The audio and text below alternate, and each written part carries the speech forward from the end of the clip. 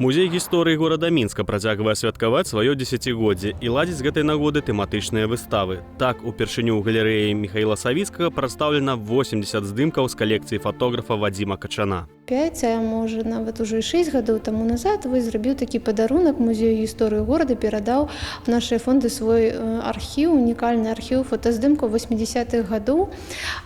Усяго каля 170 фатаграфій. Прычым ён гэта зрабіў вельмі так па-музейнаму, ён і раздрукаваў фотаздымкі, і электронныя копіі перадаў, і зрабіў поўны вопіс гэтых фотаздымкаў, для таго, каб захавалася такая канкрэтная інфармацыя, што за месца ілюстравана, у якім годзе зроблены гэты фотаздымак. У серыях фатаграфій пад назвай «Дамы», «Вуліцы», «Дворыкі» можна ўбачыць яшчэ будаўніцтва Палаца Рэспублікі, выставачнага цэнтра Белэкспа, а таксама неадрэстаўраваную Зыбіцкую і іншыя вуліцы верхняга горада. Выглядаюць не так прывабліва, але ў іх ёсць душа жылых дворыкаў, дзе сушаць бялізну і вітаюцца з балконаў.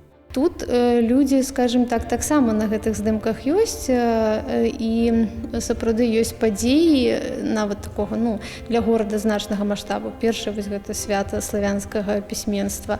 І калі да іх прыглядацца, то мы бачым, што ты ж Мінчукі, толькі яны апранутыя там па-іншаму, па модзе таго часу.